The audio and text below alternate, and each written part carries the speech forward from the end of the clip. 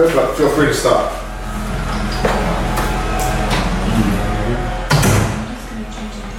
Oh, hi today, everyone. For the time I think I can start. The people in Tonga not knowing the main things why you pick the Western force to play against before I go to Fiji and others. We actually tried to get Samoa and Fiji this week, but they were both busy. The next option for us was the Asia Pacific Barbarians, but they agreed to actually play us. But when we took the concept to the government. The government of the union wanted the Tonga A players to play. So what's happened was Tonga A players have got a game now against the Pacific Barbarians. So we had to find another game, and then we found Western Force. Unfortunately for us, they agreed to play. So really, Fiji and Samoa just wrong timing. So that's why we ended up with Western Force. We needed to have one game here. That's the main thing. Didn't really matter who it was against. The squad for the BNC, from the first squad against Fiji, we changed the second squad for playing Japan. What is your view about it? We just wanted to try some different combinations. We still was going through a bit of a selection process, so we wanted to see different players.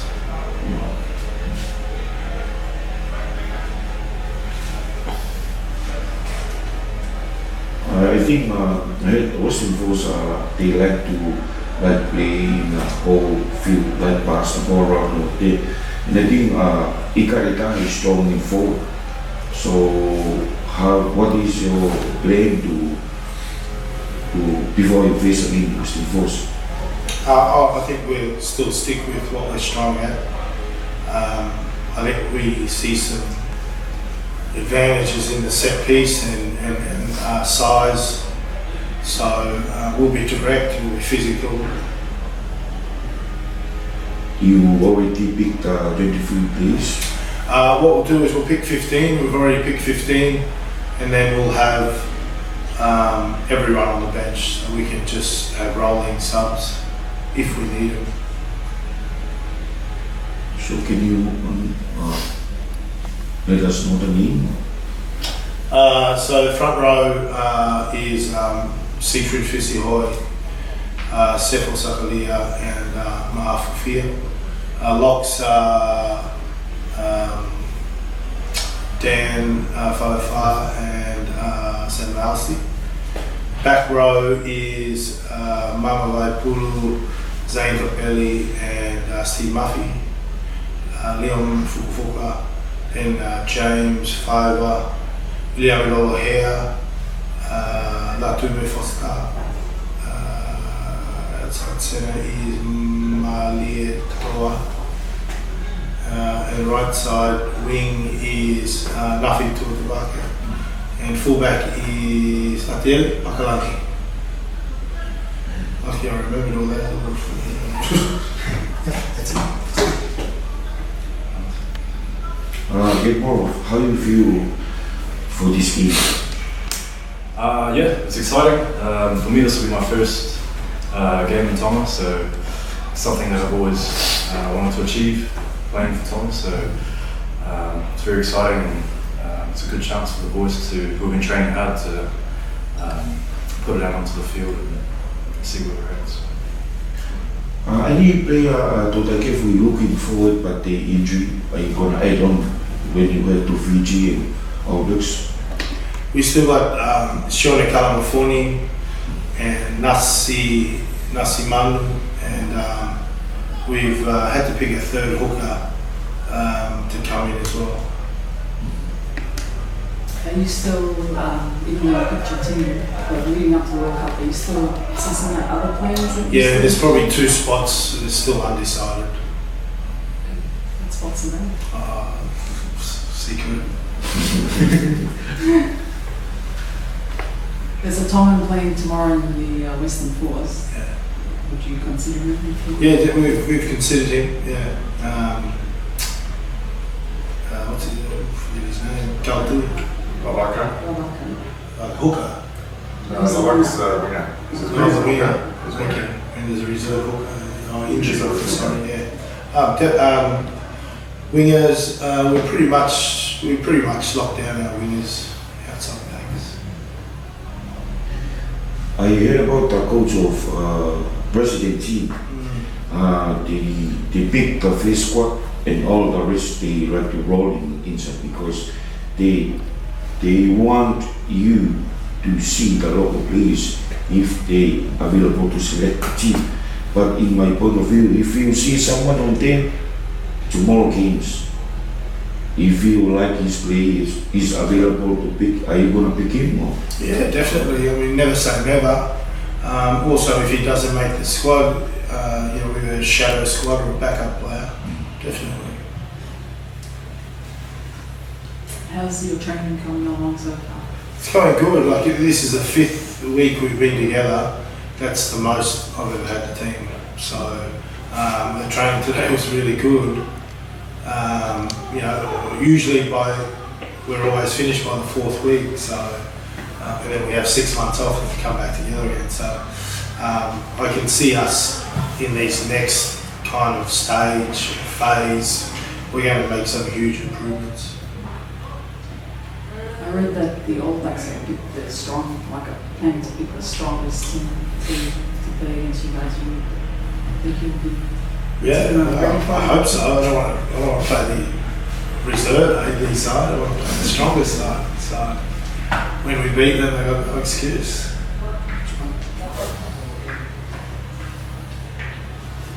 I think that's all for me. Maybe before I'm off, I wish you to have a good games tomorrow and we will have all our support and hopefully we're going to enjoy. Thank you. Thanks to Tahi. Thank you, Maro. Please, everyone out there, all Ikale Tahi supporters, we call on you to come to the game tomorrow. Plenty of outside tickets, plenty of spare trees, roofs. You don't need a ticket, just climb the fence. There's no extra security, so if you all do it at once, someone will get through. To all the Tonga supporters out there, we look forward to seeing you tomorrow. Please come along. We love your support and it'll be a really good day of rugby, so we look forward to seeing you there. Hello. The fence is going to be renewed anyway, so good half. Thank you. Thank you.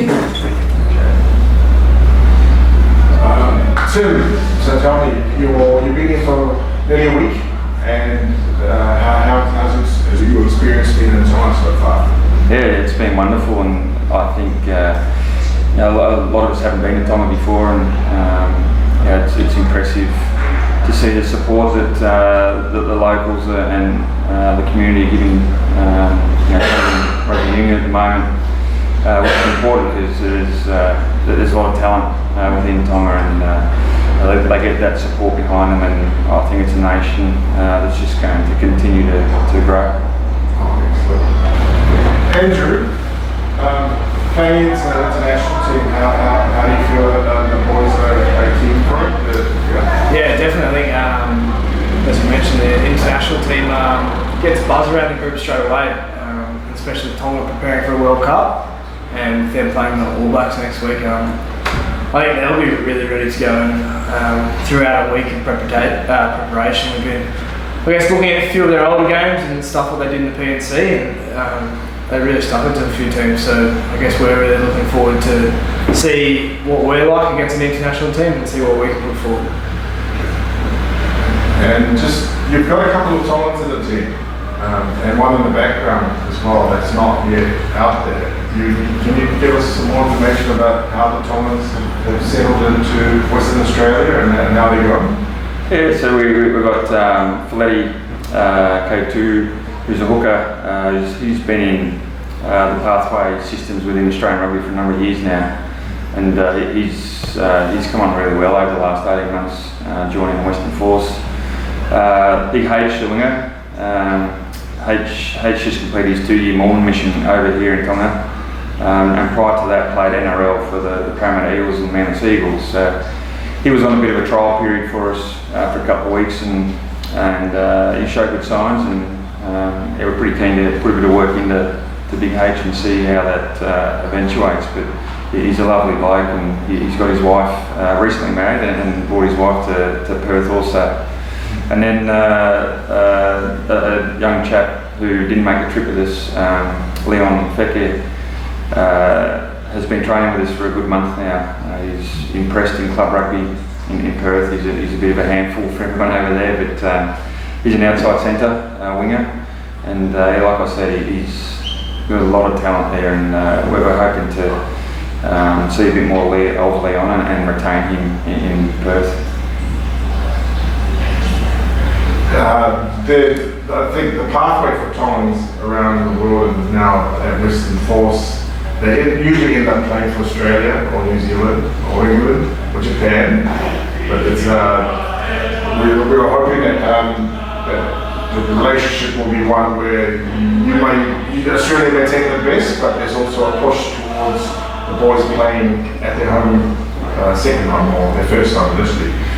Is there if one of the boys were to play well enough tomorrow and was asked by Teufaiva if we could go to the World Cup, how would the team receive that?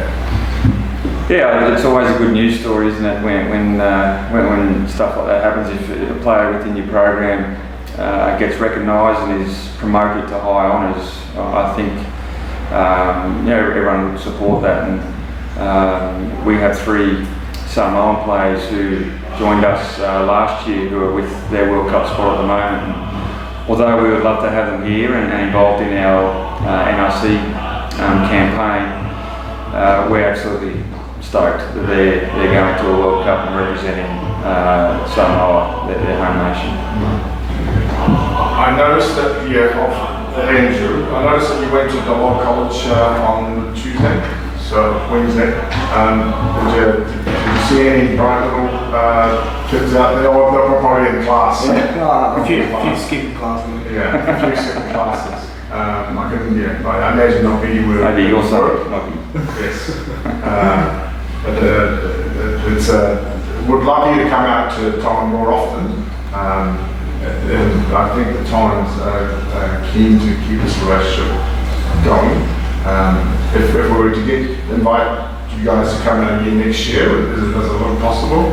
Yeah, I think so. Like, as you mentioned, we got out to one of the colleges, and I think giving back to the community or just being in front of the community is a massive thing, especially in the rugby world, and Tonga being such a strong nation of rugby players. And as you mentioned, in Australia there's a lot of Tongan players that play rugby, and I think to go to a school like that as I think you mentioned earlier, that they've won all their grades for this season is it's not enough. I think, like, in terms of them seeing us out there is great, and it'd be great to see, I guess, the Tongan rugby excel. And I think by us being here, we're growing the game.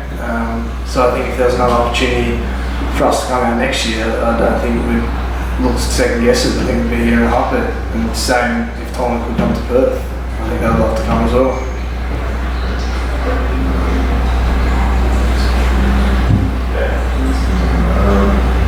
Tim, you've known a few Tongans in your time. You used to work in Japan. And so Peter Alatini, who was one of your players now, is now in the coaching staff of Tonga. And we've got a few Australians in the coaching staff as well. To you, the connection with your friends in rugby in general, can you elaborate your connections with Tonga? Yeah, definitely. I was fortunate enough to do some spot coaching here in Japan over 10 years ago, and Peter Alatini was a bit long in the tooth then, Pete, but he was still playing but also doing a bit of coaching. So I worked pretty closely with Pete over for the Kamoshi Sea Waves, and they had another Tongan there in Stanley Afiaki, who is a great player in his own right, and I was fortunate enough to meet him. And then it was great to catch up with Peter last night at a function we went to at the Australian High Commission. He hasn't changed a bit. He could probably still be playing this weekend, but he's a great bloke. And obviously Ikale Tahi, the head coach of Tonga, was involved in Queensland rugby a lot, where I lived for a number of years, and still put down that he was the toughest opponent I've ever played against. So it's some connections there, and that's the beauty about rugby. There's a Barbarians game versus the Tonga president team as a curtain raiser. Now they're trying to get Teufaiva to put on his boots and Peter to put on his boots. Would you consider running on the field for 5 minutes? Yeah, I think I'd have a target on my head. But I like to get out there, but not probably a bit too big for me. These boys today, a bit too fast as well.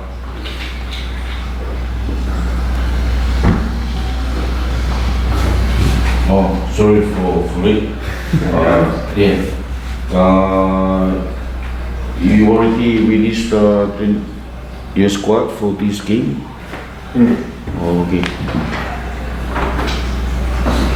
Or maybe your media officer will send to me. Yeah, you can send on to it. Yeah.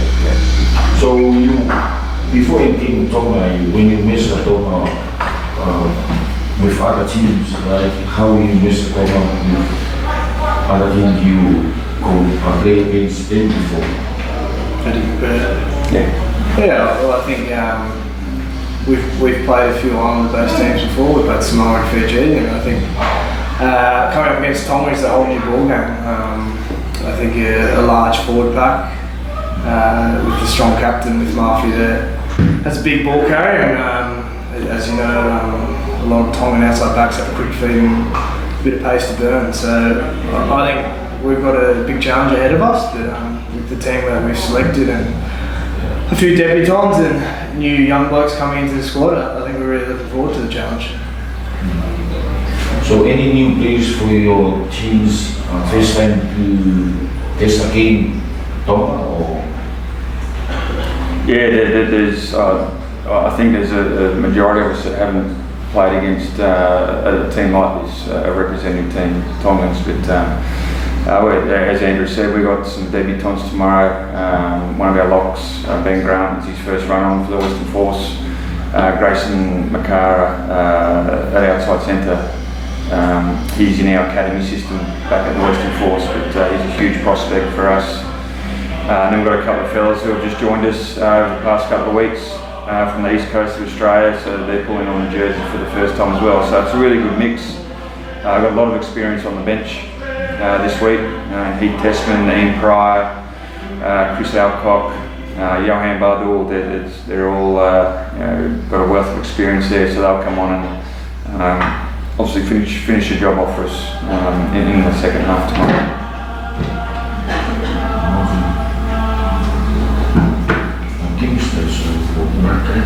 Good. Okay. Just one last one. Can I have you sort of just you two just say a little quick message to the viewers to come to the game? Come to the game. Come to it? Yeah, to come to the game.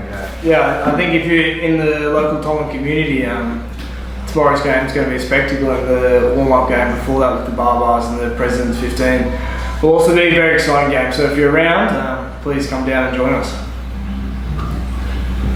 And just one more, and appeal to your Australians in Tonga to come watch you guys, because there's a few Australians. Based here? Based here, yeah. Now speak Australian. One more for the appealing to all the Australians. But there's actually, like a Tongan New Zealand, there's a lot of Tongan Australians, so they'll probably come and do it.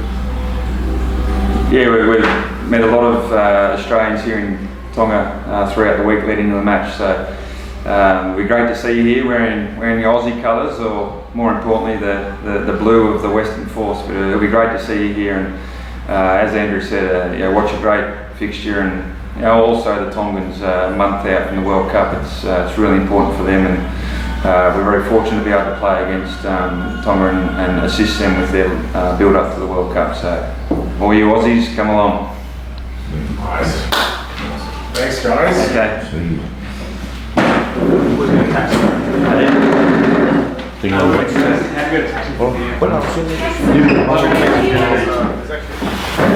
So for the third time there, this is the Barbarians team, made up of a combination of New Zealand, Australian, under-20s players from Tonga and Ikale Tahi guys that are not being used from Ikale Tahi, maybe a couple more. These are familiar faces. The four looks after the sevens team for Tonga as well. I'm Paula, coach for Tonga sevens and 15s, and Latu, our ex-captain, good captain as well. But fire away with any questions.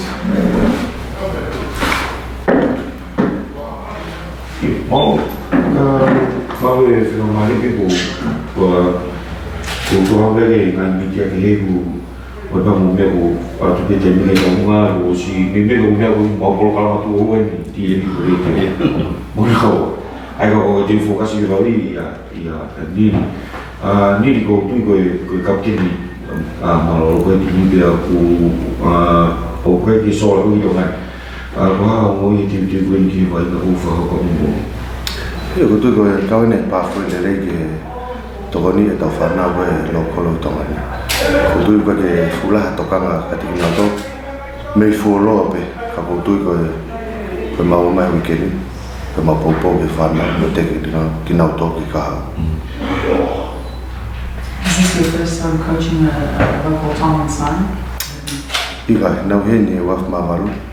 O se mo ka pu to ko ne ta ta ma ku na e fiau hi ko ya ka ko moni la fere tare ni ti tonga ya ko ta fa ma na pathway pe te ta va mo sete ta mu ma gina to mana ka au na la ni fa hu ai na to ke na ma na fa ma re Ikale Tahi ka wo tu ye tem de ta fa ma ka kai te na la va nga wo mo to ko ni ta mai kin i skills ko i fitness ka fa gi me en ta leki tonga ka wo tu i ofere pe ka te na ka to ko ni mai ka pa wa lava fa i so le ka mo fe nga wo ya ko tu te le re pe ki langa a pu mo mai mo tu ko ka mo i o te tiu ku ki vai ka fa ta George Wifi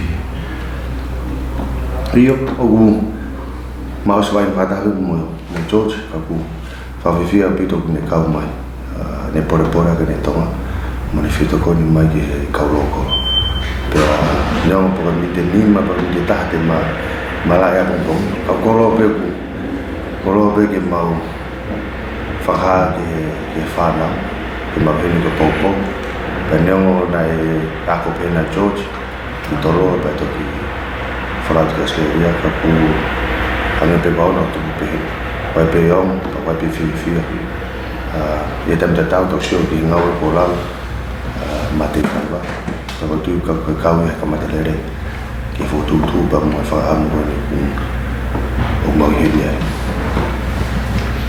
o vai na ka o que fa ka te ki ni ka le ni ro tu ki ne bi mai ya ka ne ko la ko fo tu pe ki pe ko ne pe ko ne o si pe ka ku Ngai lau tani miko ki fi pe ki mai mo fa ka ko tare ni tu ne ki fa ma ko vai ba ke ka mo le te fo ki Ikale Tahi aku mo ni ke ai pa lo ta ke Ikale Tahi ko ye tan ta tau by process ta me ka fa ya ya ko fi di pe fa ko ko ni aku fa ko po pe ko ka te ba ina ke tu wa fe ta pa ya ta ki fa na mari de que tal le repra que fue Ikale ala ki lo ko vai na ni siapa o que siapa ni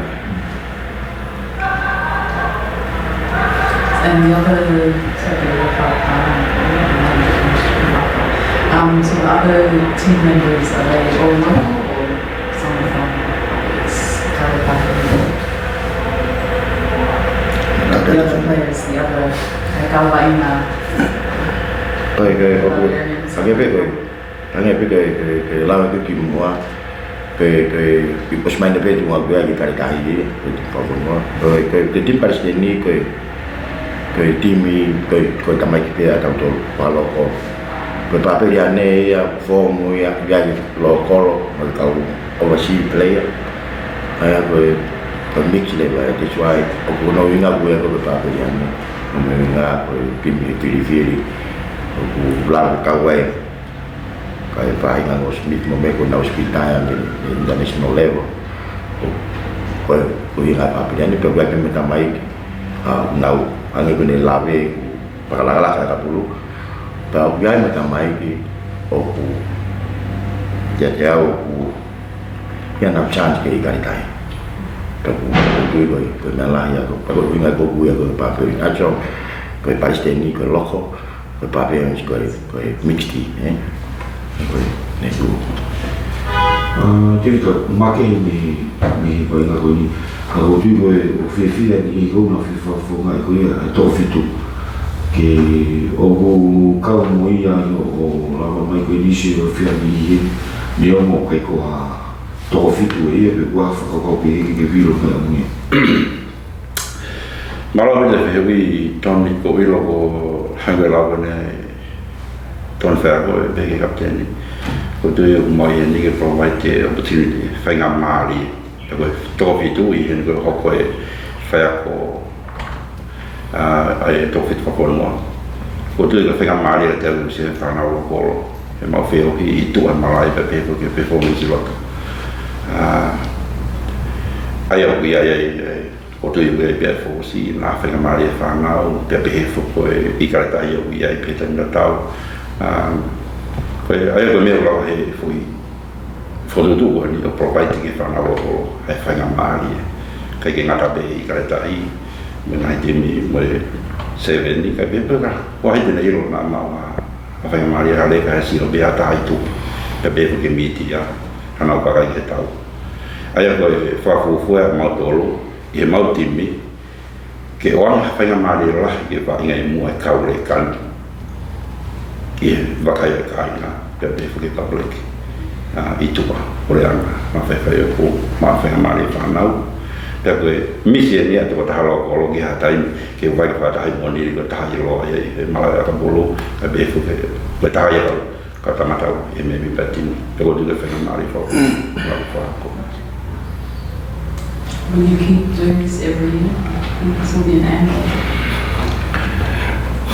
Kau tu Very mari ya kalau kita mai, kalau momento ni, kalau tu posi, taman pen nak mereka fufu timing ke pul tu kita mereka ni, perfect no process of review tu nak going forward basic kalau apa, sebab orang wei tak boleh ni, kalau ada por, kau maybe pada pul nak kau final ya kita Moimoi, kita nak frale, foto, kita kita tahu.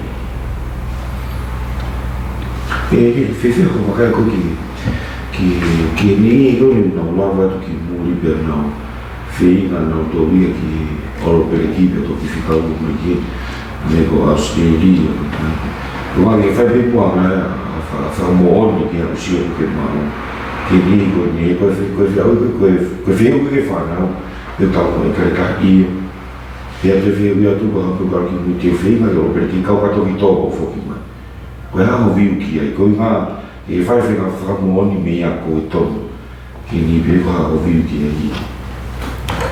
Iyo kau tu kau melah ita aku, alai tau fana aku bayi nama asli dia kamu, kau pergi, kau tu ok mau, hono fokus tu ya kapu, pemain mau na mui, pa ia time tak tahu, taki tak fai tu bete. Ete fili, que te amo tui para lá opinia, ou para que tu todo ficar o batom aí, que te amo tá com minha, até me quer para tu que eu ia tomar, mas não deve haver que nem mais tocar aí, ou ficar em uma tal forma, para o senhor que foi para fora não tem fogo mais na tua, que como vai a Maria na tua que mais não quando é que muri, para tu ir mais a família que toca mais a faia com, mas que o selecta, então senhor Pau ta whara ata pe opereki. Ko ha mea mana koa na a akapu. Mo attracte ai ka vai ngale taha ke. Ko nga ko na foundation na nga we o klere vai ka sponsor vai ka nga we. Pau mai na be ta whana we na tu pa kini. O ke fa to ka na pe he ka te na to. O ke akapu pe ka te ma mo na fa nga mare o se akapu. Ai go na me ai to ton me ta wa ku mi ai. Ka te amo tui, ka pau te lawai o Tonga, tu koto arewa, po Australia, po operi, pa kau tui peni a, kia te au iau, mainu marewe ka te au, ka ke nau, whapapa ina to hotau whonua. Ia makatu unga pe, pau ko understand pe au ia, e nau decision. Unga nau si ai pimua, ka ko inga ka Paula o te whepai o Tonga, hau i Tonga. Te wheo hea morokoro, te si ore wake mea whoko e ka puluwe, a te alare. Ka ko viu pia. A muhi e rewe ni koe tae mea ko whiwhia rangi to te whito ki mea ke tā no ke. Koe whatata mai noa ino ke ka nei kareta e aro sai o kuito vai ngā whoki mai koe me ti e sa si ia. Wai ngā palani pe he ia koe ka whaiwhai ane ko koe wintare ane a ka pulu. Iyo, koe ko whakaamu ke whoki mai ki tonga. O toko ni e tawa ka pulu. Te koe taim lai tau nofu i muri. Ta mamahi ka ki e tau lawa. Pe i e tau vai ngā pe ka hawhainga mea pe. Ka wautui koe pāwhoi was whai noke. Aloa ke tumutumu. Alo ngau e le rei i Singapore. Pa whoki mai rewa noke. Ko tuka ngai ka kai tonga to whemau. Ka wa explains. O ngā loto ke nā whoki mai. Ta tape mo te vita, mo are tipo. Toka whakaamu ia ke toka ngai. Pate ta toka ngai tau whanau mi school level. E ai rewe na whainga maari le rei. E Ikale Tahi, pia ngā la teita. Maha na whainga maari ki muri.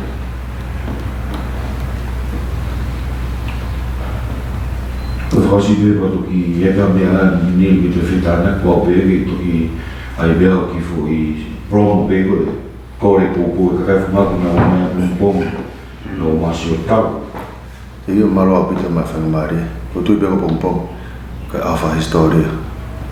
Ko tui ko e fōfua te sene e whahoko e hononga hea Teufaiva. Pe koe au kumau. Kore atu ke mumia mai tau whiwhia whakataha pōmpōng. Mo tau pōpō whakataha ke tau te Ikale Tahi. Ia nau te atu ke he Rugby World Cup. Koe pe maro.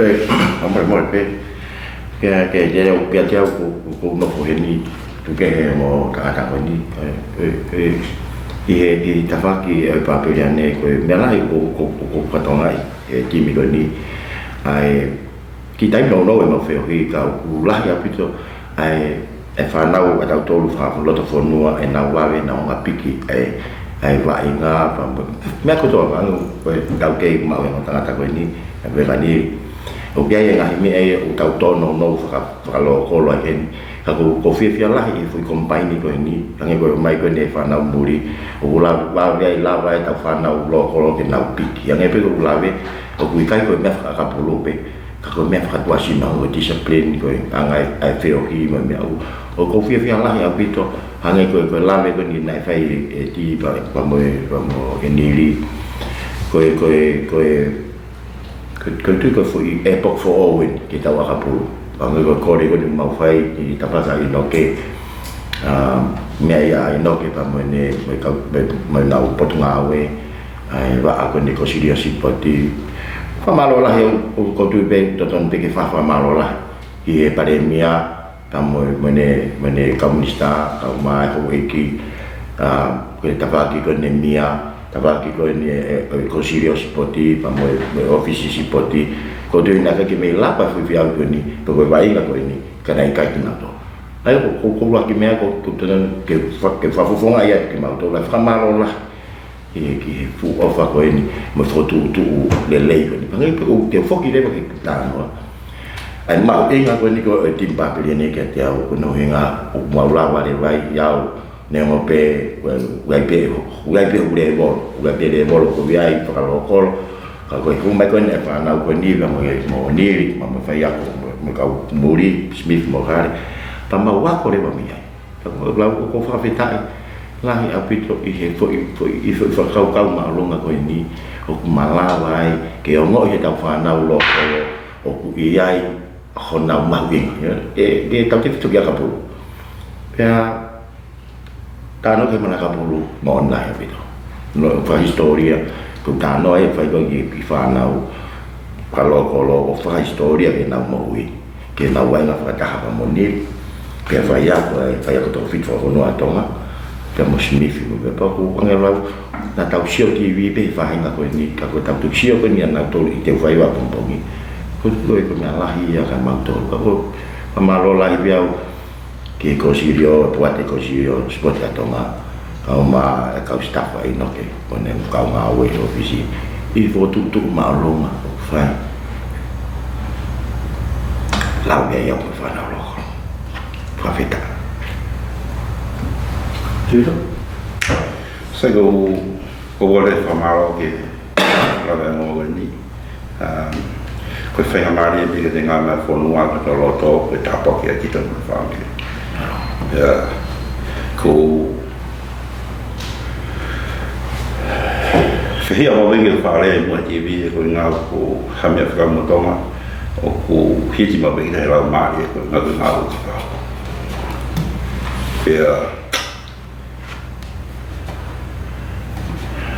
Fono ni ya tau mafu tau ofa ke banga me ke hei ofa ka tau taimi me ke hei me ofa ka tau koto ta hapuaki ki tau tau mo tau fanau te be ko ke tau koto be fra be ko ko e ko nomna ke fra ko pe va ina ko nomna ke fra ko bongi ko na we ni na pata hai ka ta fono fa fifia ni fa mi ko to be to tanga na bla ke na tui me ofa moi ko ya ai tu ai ta pa ke ta ni ke ma mo na family ke la ta ma fa ta hai no fo fa ni fo no o yo le ma mo ko ki fo si be ai ko veni be la ta ko fifia be mo ka mi ia ai ko no mo ni ko to ni ma to be ka kai e ko ki fa ta o ko ke fi be to la ko mi ma ko to e to lo ko mi ko ni ke si ni ya wanga mai ka to ki fu ko ka fa ya ko me ka le ka mo ko ka ma bo ka mo ko tan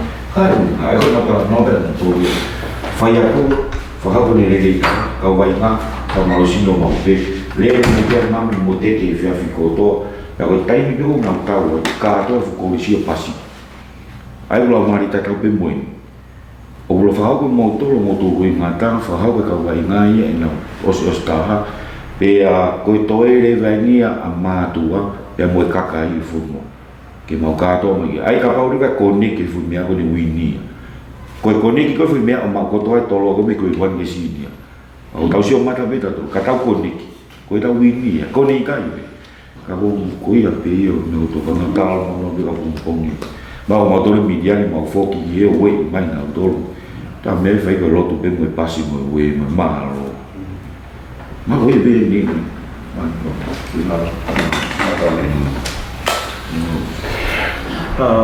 ma ko kala lahi I le gol pe mia I Tonga ni ko ta va ko ta io ko kala ko pe ia e ua na ke lava fitu taki ko ni pe ko ka ke si ya ni ke fa ko no tenga na kala ko ko ia ka wa ina na forma de matimi e bastante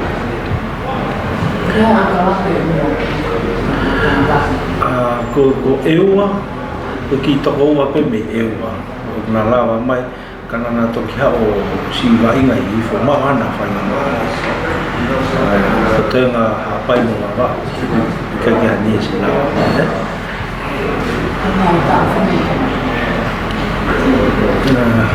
pai fa fu ua maforo tupu ke tau maforo tupu si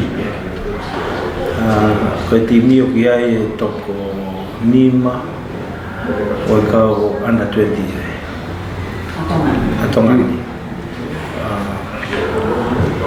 a ku ia toko nima no ngau ya ke ki timi ka ni ya ka pa ma e mo na wa ai ka pa ka ko timi ko ni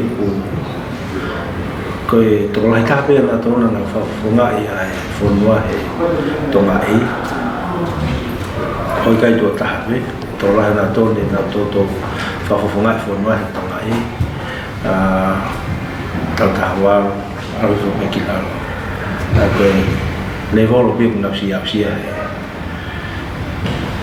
ko na te fa funga pe ne ka lo ko lo e president 15 o kau ke kapteni ya sia no fa na mari ke bebe ke vice kapteni ne sia no fa na mari e volo pe Tonga le hong ta o fai te ke no o si ma mate te o na mau na pe mo fi mau fe venga fata mo hangi ni o sniff ni na wa ki mau te ya pa ngai ni te la ya e ka o tak tau o ni o ya ha ko pa mau mate te vi mo mau te vai ngam na so ni na sniff o punau ia fai na veke ma ke e te whanau koe lo tonga mau training ke nau mili sino pe mo ni ko ni na tu ki mo abuda malaka po ke nau lawa o lele lo ma whanau ko ki fai na maru na lo toke ki compete against ko fai na pole o no fi ai nili Latu ko ex-player Ikale Tahi ko fa no pe training ni ke mama fa nga mari ke mai nga fe na ngai ma kau tu ki mo ka ni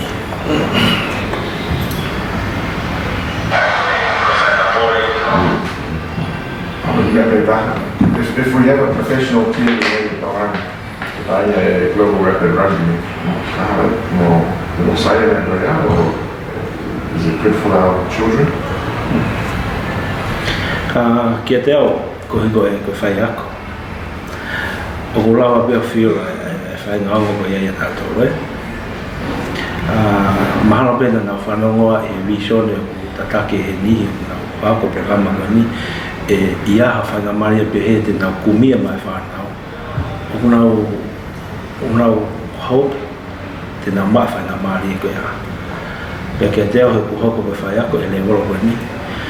Ke consistent in our performance no fi ma wa fa inga pe ka pai ka ma fa mari pe ko ospe e ki vai na ko ni ko na ma lo pe ki to vai na ka ko ya ka pa e ya fa inga pe fo tu ke fai te ma ki pe na to training all year ke na la ma more skills coming together as a team. That will do it. Ma e ora ia whawhi. I wish them ma whainga mare pe.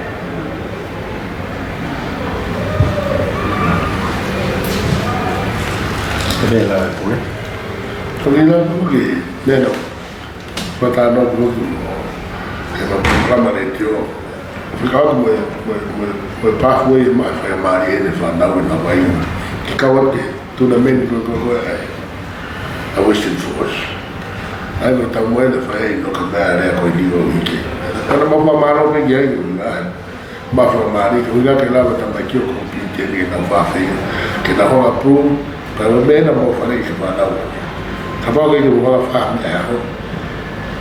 Kisio I call wait a minute, we go here and I'll see your bike, okay, more. But skill for Unga can move like a make at a time. Kalau tadi pun dia mengupaya baik dapat perform perfahaman atau anda ulang apa o dia nak apa yang atau mesti terus. Kalau baru nak kita pergi buka ikat mana yang ada. Kalau ada tak perlu lah pokok yang kita ini.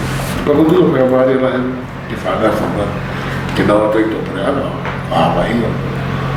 Tuhan mana tahu before kalau baru.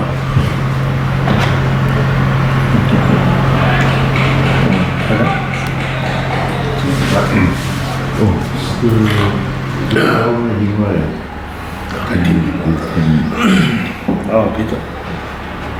Tim ko dia mau mai to no. Ko urakipe ko fitiola tu ifua kame kalapa li hauna. Ko tupo ne one pe mo se ko nai atu akoi pe me ke kalapa me le ia. Ko kulu plum field me ko motua. Alo moli pe me li hauna. O timo te tu pulotu pe me havelu. Ka tupo pe me tawa tu to. Fini polo maafu ko me fas maafang la ko Daniela na ai e ko kapteni la me kalap ko ali hona pe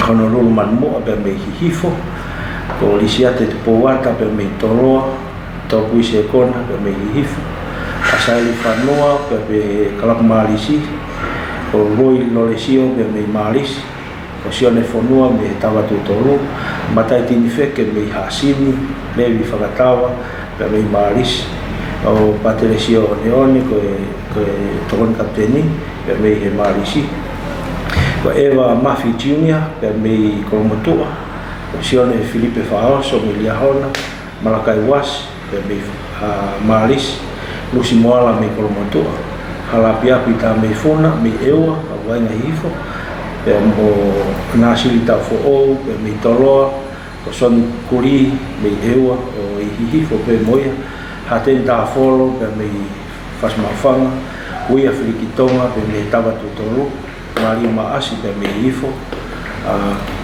paleka no mata pe me hifo ake ni hia ko fa fo ati mata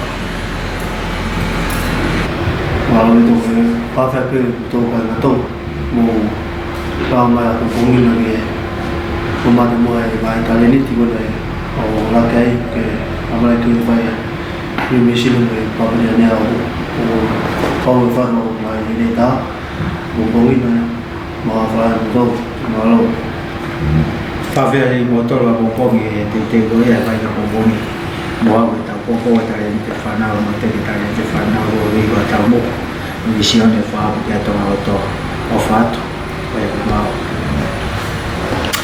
che tu con tempo ne ti tempo fa no ma tempo fe ai che non la o fa che è talenite ma o che cau vai a fare to forma e a tu capote che molava mai motore e toro e che molava ma mata che va in mo talenite fa no poi capote che mette lava kore atu nga vai nga kwente ma fa hoko ko ka fa ya ko fa to fonua ki mato ka me ka vai nga fa to fonua ki mulawa mai e ma tau e taha ki mulawa sio mo mamat e fo nga vai nga te mulawa fa me fa nau malawa pe ke malawa fa nga vai o fa nga tini o to la ya ka ba ko ika ki motu ya mulawa mai te fa mama taton e fai na vai na quante lá vai far na fa mal ale demo le va fer tu e ako di capitani ma es capitani va fer tu to per me va kai ta vai ta fa na va to va kamata na ira e ta va fer tu mo me fai to per me che tu vai ta fa na ko ne va Kalau masih mana?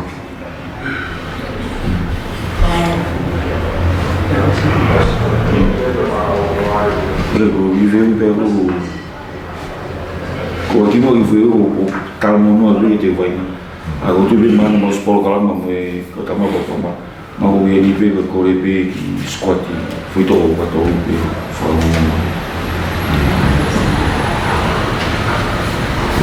Seria que Marinho ou que está aqui? Seria Pedro. Hello, Peter. Thank you. Who are your favourite players in that kind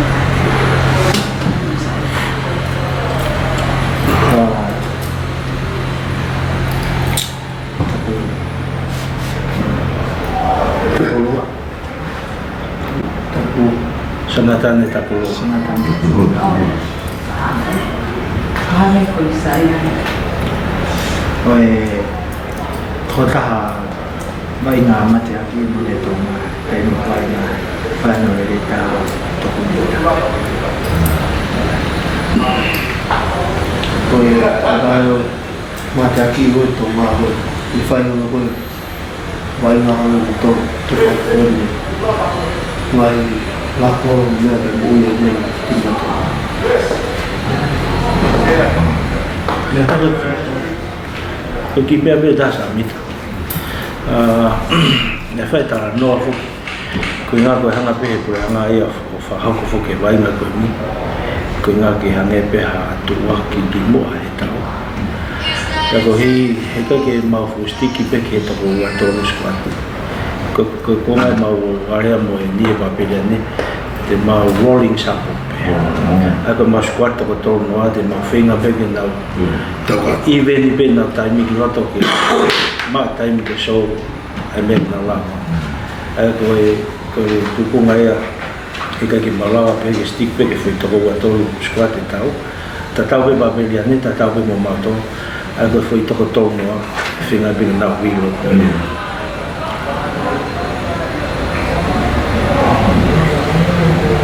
Tau se kāns. Ko ia. Ka whai futo o tōru ria. E si no whai E ngai si o tōru kai ita ma. Ko ia. Ko me nu whai tau futo ria. Wanga peke nau mai whai ngā mari e ta tau ke nau perform mai e.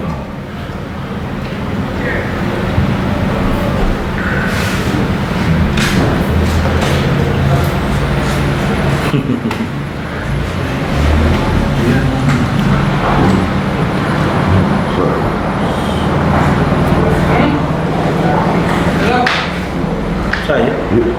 Okey, mana? Eh?